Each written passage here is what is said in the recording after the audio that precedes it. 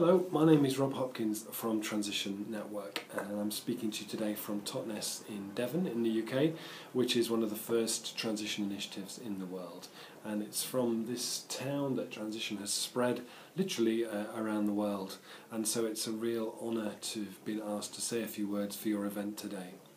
The whole question about how transition initiatives as a kind of bottom-up, community-led response to climate change, to peak oil, to the economic situation, and this whole approach of seeing community resilience as economic development in a way which is genuinely community-led is something which has increasingly and naturally come into relationship with local authorities.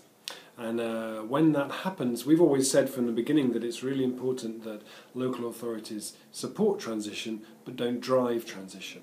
That it's something where when groups come to us and say, well, how do we interact with our local council? We always say, well, what you need to do is to get to a stage where you've got stuff going on, where there's a buzz going on, and then go and talk to the council about how you can support them, what that relationship would look like, rather than going really early before you've done anything, saying, hello, we're transition wherever, and then feeling rather crestfallen when they wonder who you are and what on earth you think you're doing.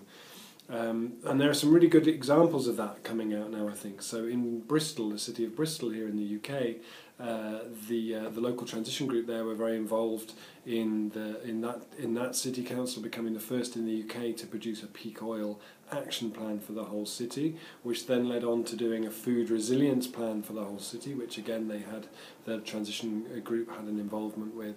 And now that's led on to the launch of the Bristol Pound, which is a really exciting citywide currency used by many, many hundreds of businesses, but with the full support of the City Council. So you can now pay your business rates, your council tax, using the complementary currency. And even recently, when the local mayor was elected for the city, he announced in his inauguration speech he would be taking his full salary, all £51,000 of it, in Bristol pounds.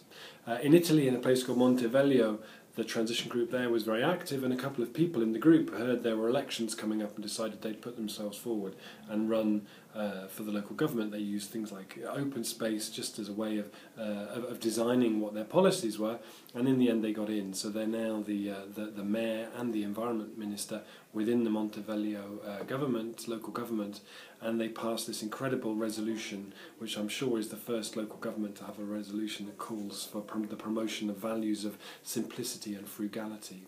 And here in Totnes, we've been working very closely with the town council from the start.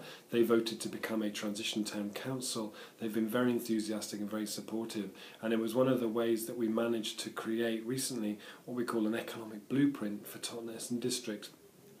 The first thing I know of that really maps the local economy and the potential economic value of taking a more localised approach, but its real power came from the fact that it was in a partnership with the town council, support from the district council, input from the Chamber of Commerce, the local schools, the local colleges, and that gives it a real weight. So I think finding ways for transition groups to connect up with their local authorities is really, really important and a really key part of the way forward. So I hope you have really fruitful conversations, really fruitful workshop, and I really look forward to hearing what comes out of it. And I wish you all the very best for your event. Thank you very much. Bye.